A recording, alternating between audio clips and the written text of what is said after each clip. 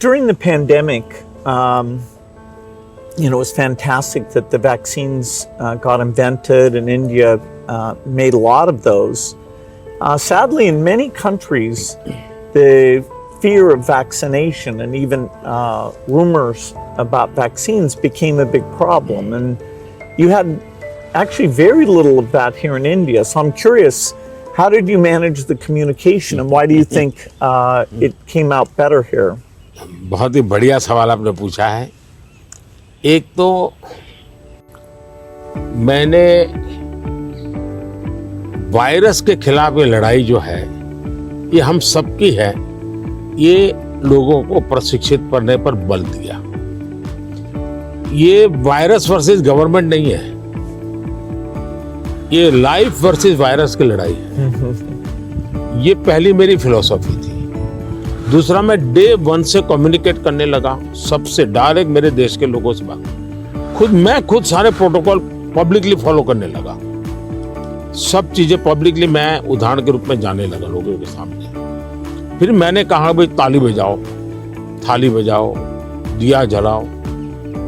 हमारे देश में इसकी बड़ी मजाक करने के प्रयास हुआ, लेकिन मुझे लोगों को विश्वास में लेना था कि भाई हमें ये लड़ाई साथ लड़नी है। जब ये विश्वास बन गया कि हमें अपनी जिंदगी बचानी है और औरों की जिंदगी बचे, इसमें मदद करनी है, तो एक प्रकार से मास मूवमेंट बन गया। और उसके कारण मुझे बाद में जो भी चीज कहता था देशवासियों को, वो मुझे मदद करते। फिर मुझे क्वेश्चन नहीं करते थे कि मास्क लगाना चाहिए कि नहीं लगाना चाहिए, उनको लगता था। और लोग भी एक दूसरे को कहते थे मास्क लगाओ। तो ये जन आंदोलन बन गया।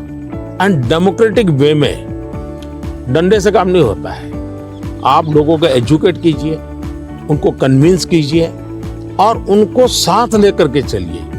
ये मेरा बहुत बड़ा अभियान रहा और उसके कारण मुझे वैक्सीन में बहुत बड़ी सभा, किसी ने मुझे रोका नहीं। आर्थिक रूप से मुझे बहुत बड़ा बोझ आया क्योंकि मुझे वैक्सीन बनाने में रिसर्च करनी थी। फिर विश्वास दिलाना था कि यही वैक्सीन चलेगी, तो मैं खुद सबसे पहले वैक्सीन लेने लग गया। और मेरी 95 एज की मेरी माँ थी उस समय, मेरी माँ ने भी पब्लिकली वैक्सीन लिया। तो मैंने उदाहरण करके दिखाया, तो लोगों को भरोसा पड़ा कि भाई ये जिंदगी बचा सकती है।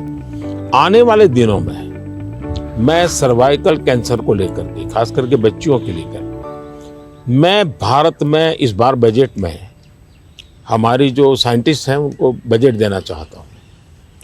और मैं उनको कहना चाहता हूँ, इसमें भी आप लोकल रिसर्च कीजिए, वैक्सीन बनाइए और बहुत ही कम पैसों में मैं मेरे देश की सभी बच्चियों का वैक्सीनेशन करूँ और किसी भी बच्ची को कैंसर की संभावना ही न रहे, वो स्थिति पैदा करूँ। उस दिशा में इन दिनों मैं काम कर रहा हूँ। जब मेरी नई सरकार बनेगी तो मैं सबसे पहले उस दिशा में काफ़ी पैसे रिसर्च में लगाना चाहता हूँ ताकि मेरी बच्चियों की जिंदगी बचे।